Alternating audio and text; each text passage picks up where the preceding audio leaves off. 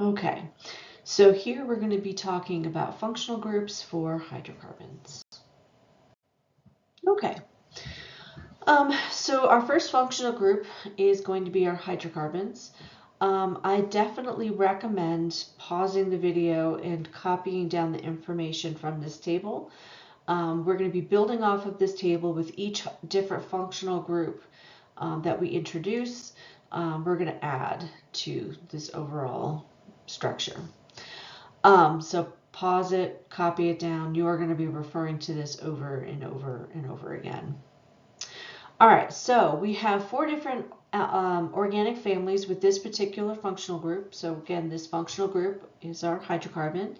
These are only going to contain carbons and hydrogens. So our first organic family will be our alkanes. They have a structure of CnH2n plus 2. These are the foundation or the parent chain for all organic molecules. Our alkyl represents that we are dealing with a hydrocarbon, and if we have an alkyl group, that's going to be represented by an R.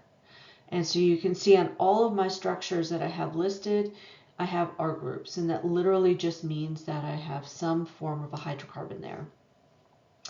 For alkanes, again, I've got all single bonds, and my suffix is going to be ane, ane, and that is going to identify that organic family for me. So I will know that that particular compound contains all single bonds. Our next organic family is the alkene. These are going to contain double bonds. So my structure is now going to be CnH2n. And you can see here I have a double bond between my 2 central carbons. As I add multiple bonds, my compounds become more reactive. And so what I have here now with this double bond is a new reactive site. My next organic family is the alkyne. My suffix now is going to be YNE. This tells me that I have a triple bond, and so my reactivity has gone up significantly. The structure here is CnHn, and you can see I have a triple bond between those 2 central carbons. And then my last organic family is my aromatic. The structure is C6H6, and I've given you the skeletal structure here. And I'm actually going to show you in the next slide, but using ball and stick models, what these actually look like.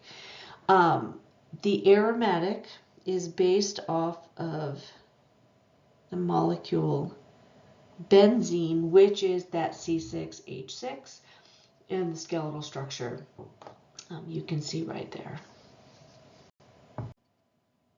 Okay, so our first family are our alkanes. And so this particular alkane that I'm dealing with here is C2H6.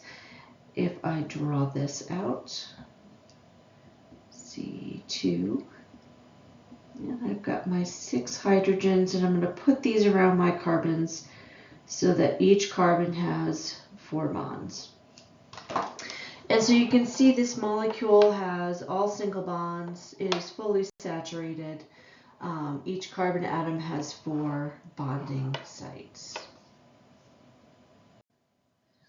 Okay, so next I have my alkenes, and so the alkene that we are dealing with here has 2 carbons. So I know those 2 carbons are double bonded to each other, and again I am going to fill in the hydrogens so that my carbon has 4 bonds. And notice I've the difference between my alkene and my alkane. Obviously my alkene has a double bond, but in having that double bond, that means I've lost 2 hydrogens. So I've gone from 6 hydrogens to 4. And so this is what the structure or the ball and stick model for this alkene looks like. I've got that double bond between the 2 central carbons.